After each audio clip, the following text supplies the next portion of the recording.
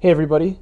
No, yeah. Welcome back to Kharak Cup number 8. I'm not sure what I was planning on saying there, but it didn't come out, whatever it was. Point is, this is going to be the last match from round 3, so it's pretty exciting. Then we get to move on to round 4.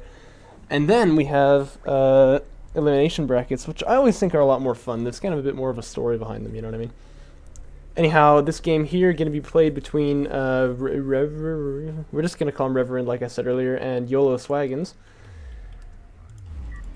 Reverend going to be spawning up here in the north as the Galaxy and YOLO as the Coalition. And from what I've seen so far, it seems to me as though YOLO probably ought to win this game here, but we will have to see. There's still potential for upsets here, obviously. But in CBG especially, I feel like that's a pretty easy matchup to avoid getting upset in when you're playing. Like, well, you could still get angry, but you know what I mean. But yeah, it's pretty easy to avoid upsets when you're playing as the Coalition player in this particular type of faction. So you know, I feel like YOLO probably is gonna have this one. He's going for LAV fabrication pretty early, as we can see here. 6 salvagers, first two on CUs and then onto RUs. Looks like 7, 8. So he's probably gonna go. Well, I mean, I would have thought he would do SC first, but he usually doesn't, does he? Yeah, there you go. There are the first LAVs coming out already. We saw earlier, I think it was YOLO anyway. I can't totally remember, but maybe it was someone else. But they put like 4 on CUs over there, which I thought was kind of crazy, but sort of a fun way though, you know. Well, it is Sandskimmer fabrication for Reverend. He's gonna move out in the middle actually here. I can't see what he did before that, but it's probably just yeah, what did he do before that? Because I feel like he ought to have more stuff if that's the case. But maybe he went for like an upgrade of some kind? No? Yeah, he did. Fleet capacity 40... No. That's actually not researched yet. Yeah, I'm really good at looking at these things and like, you know, seeing objects on the screen.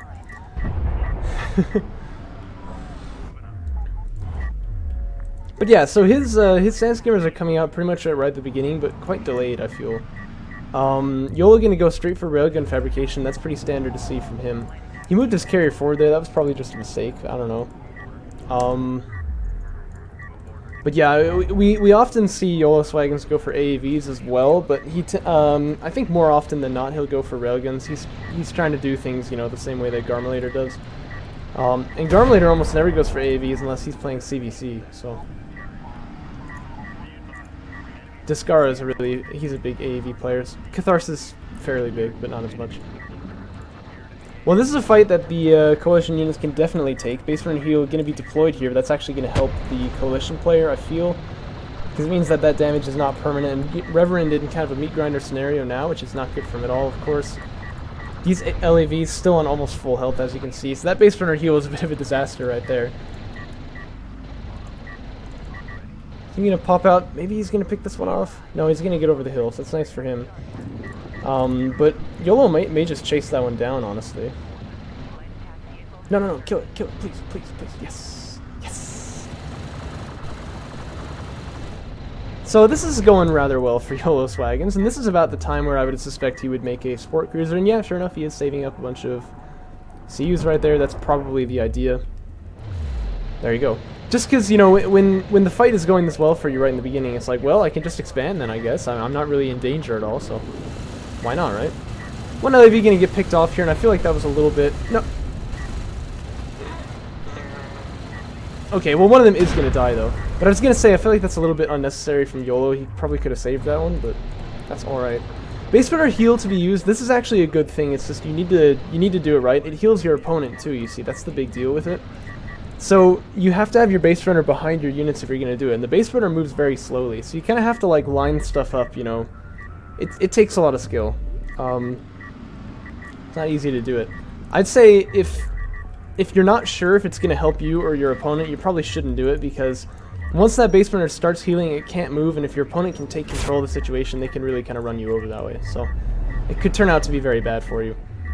I know a lot of people have been talking about how they hope that in the upcoming balancing patches and stuff like that, people are going to make it set the base runner heal doesn't heal your opponent, but I actually really like that. I feel like it's unique, you know what I mean? It's not so normal. I actually quite like it. YOLO continuing to make a couple more LAVs coming out there. That's, I think, is what the better choice should be in this scenario, because your opponent still hasn't even shown that he's teching to anything, and you already have one railgun out. I think the one railgun being out is a really nice move there, because then when inevitably some other tech comes, because we know it's going to, you'll be ready for him. But making more than like one or maybe two, I feel, is a little bit too much. And he does only have two, to be fair. And you definitely want to keep these guys back, of course. They can't contribute to this fight at all, and they could, you know, they're a big liability because they're pretty expensive. I guess it's not so true. Like, I'm used to playing Galzian, where if you lose a single heavy railgun, it's like, alright, game over. But not really so for Coalition. They're a lot cheaper, but still, you know what I mean. Missile ship tech going to come out for Rewerend. It's just kind of a blind anti-air choice, which I think is kind of okay if he's going to go for the railgun line. But it might hurt him just a little bit that, you know, his opponent's not going for air. What are the upgrades looking like, by the way? Actually, it's armor 2 on the Sandskimmers. I must apologize, I totally missed this. It's only armor 1 on the LAVs. So, right now the Sandskimmers do have the upgrade advantage, but that's a lot smaller of a thing than you might expect. I like the choice of assault railguns here.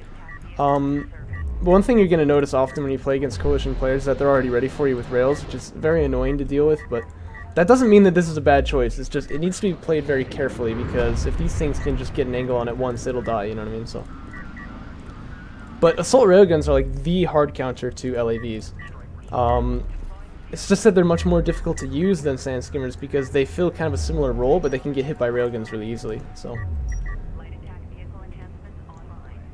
And you notice YOLO now, instead of going for armor 2, he went for damage 1. And I think he does that in order to get a better shot of hitting these railguns with those LAVs. That's actually a pretty good move, I think.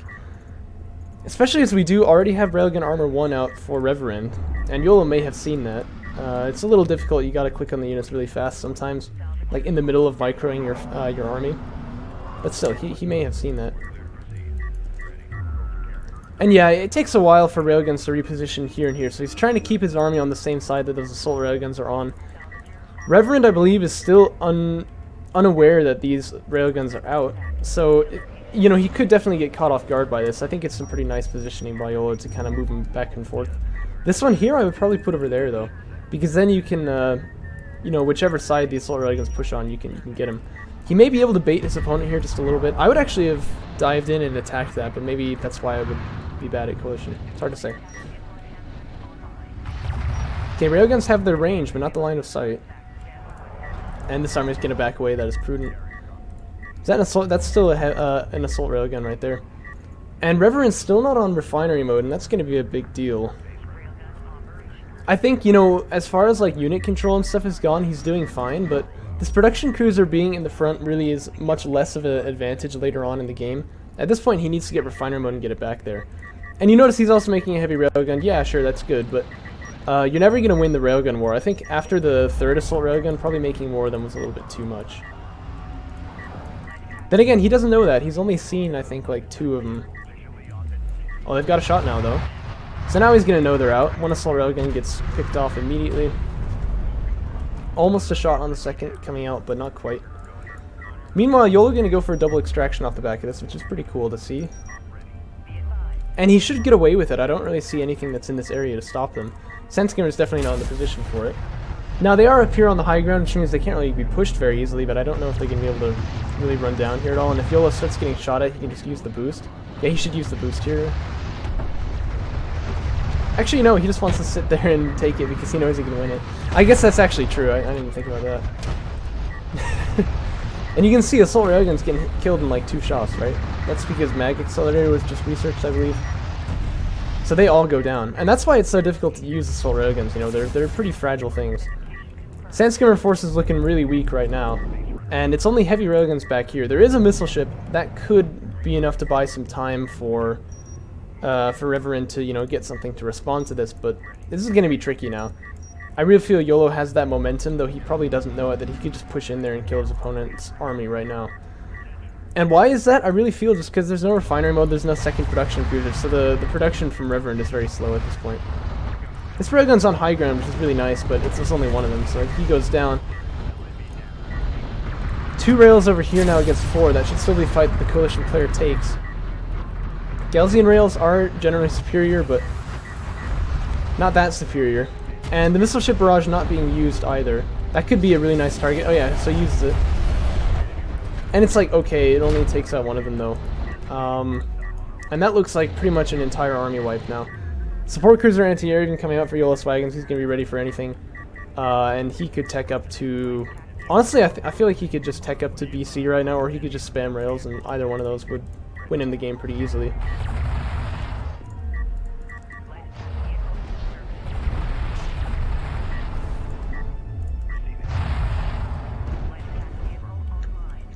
I think he should pressure his opponent a little bit more here. Oh, and look at that, refinery mode was actually finished finally, and there is a second production cruiser. So now Rewerend could potentially be on 3 bases, but kind of like at perfectly the wrong time, right? Right now when he's being pushed back off of his second base pretty soon. And it's assault railguns getting produced, but what do you think this is really going to do? Very easy to kill, and they can't do any damage unless they can get right next to your opponent. Actually, the carrier getting called in to help with this, and I guess Power Reserve 2 is researched, which is a little interesting, but that is going to give the carrier, as well as these 2 artifacts, enough power to be a significant, thing, I guess. But that's for the sacrifice of his entire first base economy, and I think, honestly, these LAVs could dive in and take out this production cruiser without losing too much momentum, because your opponent hasn't really got an army right now. Especially right now, because the carrier's right here, so you can just run around him, just go in. And that production cruiser is rather, well, it was pretty stricken. It's healing up really quickly now, like they do, but still. And at the same time, his LAV damage is about to finish in about 19 seconds. That actually might be just barely, bad timing for him, but it's pretty close. However, like I said about these assault railguns, they would work against this LAV blob quite nicely if there were a lot of them, but they're also very vulnerable to the railguns, and they aren't going to be able to take that fight. I mean, what could he have done? I don't really know, so I guess that's, to be fair. It was a difficult question, but maybe assault chips would have been better here. It sounds funny, but assault chips are less vulnerable to railguns than assault railguns are. Just because, the assault chips, yeah, they're countered by them, but not so much that, they get hit twice and they die.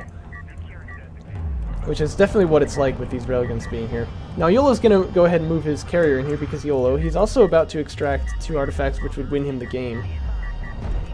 Power Reserve's getting researched for him now. And he should just be able to roll in here. This carrier is basically unopposed, right?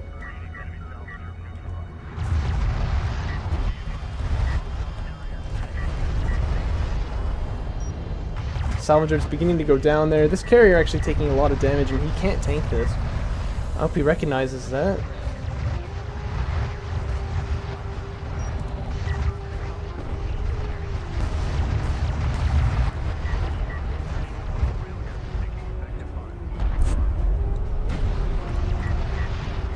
Yeah, it's not going to be long now. Of course, this carrier is quite a speedy boy, but it's not speedy enough to escape this kind of thing. Emergency repair is going to get initiated over here, but actually still lacking 4 power. Should probably be putting that in right now. But there's no escape for this carrier. There just can't be. There's too many railguns here. The carrier is also here to contribute some damage. And that is going to be game.